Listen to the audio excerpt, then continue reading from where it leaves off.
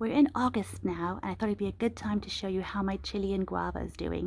This cultivar is called Bella Berry. It's a regular sized Chilean guava. They're growing really nicely.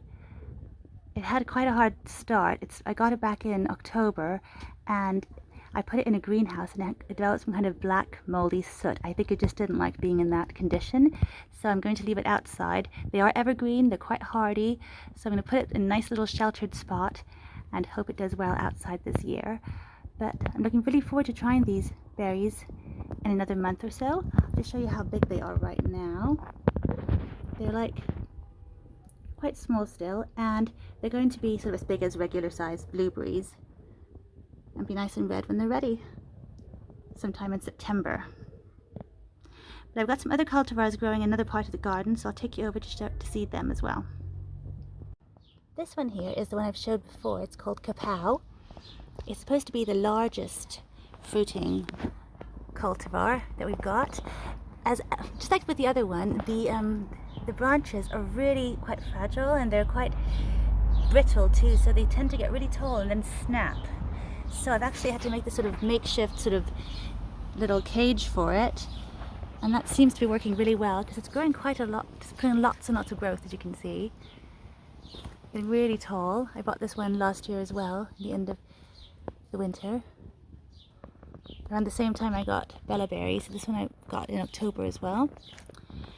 And there's coming so much new growth on it, so it's going to do really well. And again, I'm going to keep it outside because they can easily tolerate temperatures down to -10, I think.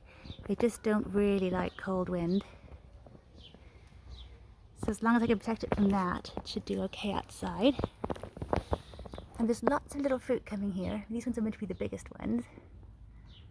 And again, they're kind of reddish brown, and they will turn red before they're ready.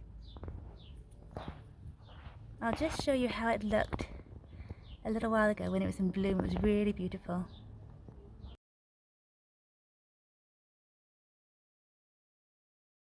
The flowers were really stunning and had an amazing perfume. So I'm hoping these ones will taste really good. I've read lots of people saying they taste a bit like cotton candy or bubble gum, just all kinds of sweet flavors. So hopefully they'll be really nice. They'll be ready in another month's time, and then we can try them out.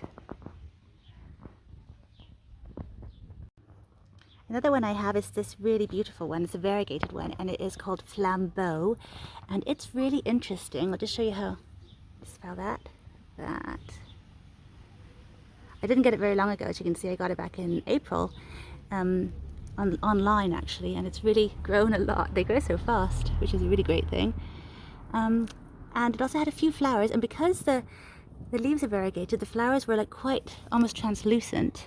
They weren't very noticeable, and the berries, don't know how many we have. I can only see one at the moment, but there were quite a few flowers. Maybe they've all been eaten or dropped or something, but if you can look really closely, you can see that the berries actually variegated too, so it's quite camouflaged there.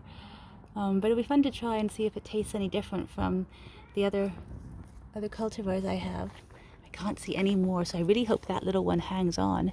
There were so many flowers, and I just don't know what's happened to them, but that's funny. It's a really funny one. Really pretty leaves too. I love it. This one is, they're two little plants actually I bought this year. They're really tiny. They have not flowered or anything. And they're just called Ugni Molinae, so they're not like a specific cultivar. It's funny because the leaves look really different. They're much more oblong and not as rounded. So it's going to be interesting when they flower to see if the flowers are any different. I mean, the earliest they can flower now is next year because they only flower once a year in the spring. So we'll wait and see how it goes. They're really small plants, but it's always fun to have a few different ones, and you also like to see which ones are best and if they taste any different and all that sort of thing. So we'll see how they go. But they seem to be really good plants to grow here in the UK. They don't seem to have many pests. I mean, they had those issues with being in the greenhouse, so I think that's going to be fine if they leave them outside. That should probably remedy that. And they haven't had much else wrong with them. I haven't given them much food. I think I gave them a bit of fish blood and bone earlier on the year, just to give them a bit of nutrition because they were potted, and I wouldn't have to do very much at all if they weren't potted. But give them some Epsom salts maybe, something like that. But yeah, they're really, really lovely plants to grow. Really pretty and interesting.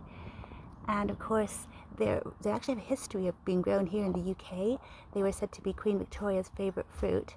So I'm really looking forward to seeing why they were so special, why she liked them so much.